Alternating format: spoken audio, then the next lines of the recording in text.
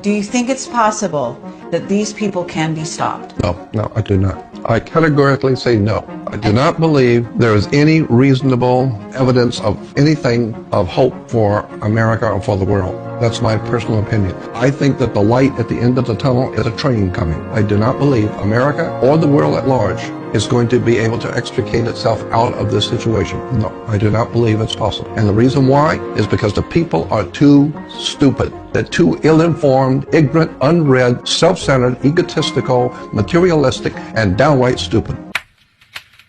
Jordan Maxwell was a smart man, but unfortunately he never met friends with means.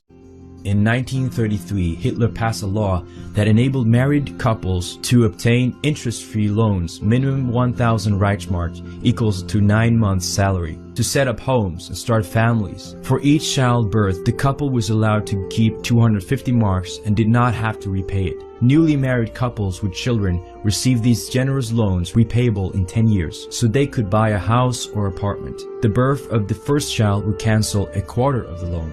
4 children would cancel the entire debt. Over a 10-year period, a family with 4 children would earn more than the amount of the loan. In the eyes of the National Socialists, women were viewed as the preservers of the tribe, the guardians of future generations. Everywhere in Germany, houses and apartments were built for their workers. Villages of small single-family homes were set up. The monthly payments were set so low that practically everyone could afford his own house. All houses were naturally constructed according to the highest standards of public health. Before the end of 1933, Hitler succeeded in building 200,000 buildings in accordance with his building program. Within 4 years, nearly 1.5 million were built for the German people. The monthly rent for a worker was only about an eighth of his monthly earnings. The farmers' economic situation was also drastically improved. In 1933 alone, 17,611 houses were built for farmers. Within 3 years, 91,000 such houses were built. With all of these fantastic achievements, Germans' self-confidence, national pride, and happiness skyrocketed. Germany were now free and independent without having to be in debt to the bankers anymore. Hitler became a living legend to his people as his policies put Germany back on its feet, and he was even named the Man of the Year in 1938. Ex-Prime Minister David Lloyd George said, "It is not the Germany of the decade that followed the war broken, dejected, and bowed down with a sense of apprehension and impotence. It is now full of hope and confidence. I have never met a happier people." Things are well out of hand, but we are at a junction point right now where I'm convinced if the moral majority pulled their heads out of their ass and did the right thing, we do outnumber these bastards. We could change things. Keep in mind, a fair shake of us would probably die. And most superficial people aren't willing to chance something like that. Life is short, I get it. But you and I were born into a slave system, and we work for these people. It's not something you're supposed to appreciate. It's not even something you're supposed to talk about because you were trained not to, and to assume otherwise. Adjust your thinking cap. Remember that you have one. Pretend, this is you and I reducing this, simplifying the equation or the variables, if you will. It's a shitty analogy. Picture a town. Picture you live in this town.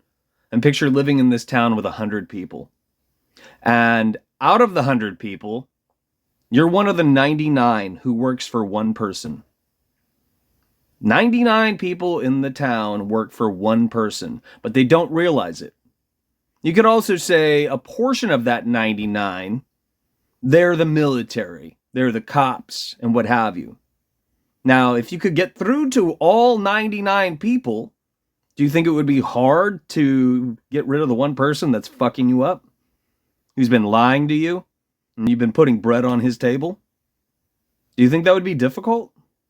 Especially if you could get through to the people that have been trained to work against you and I. Who function in the military capacity, who function as the cops, fill in the blank, if you will.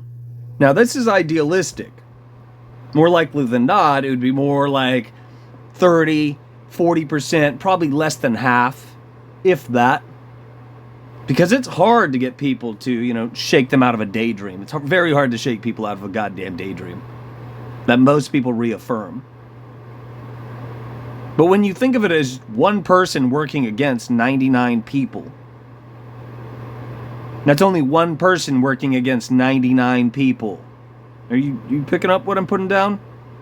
So rethink this whole 1%.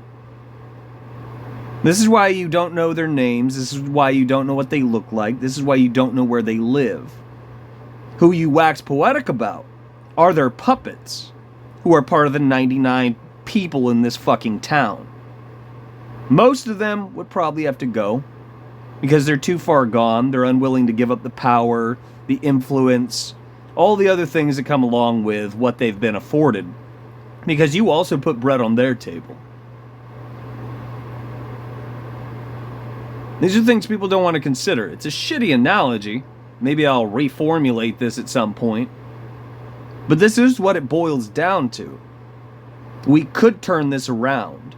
You don't got a chip in your forehead or your hand yet. Your loved ones aren't dead cold in the ground yet. You still have choices. You still have some civil liberties, even though you should have natural rights. Because you and I are by all rights free. We consented, we chose to opt in, to buy into, quite literally, this bullshit system, which does not serve you and I. It is somebody else's system. And I am referring to that one asshole who you and I work for.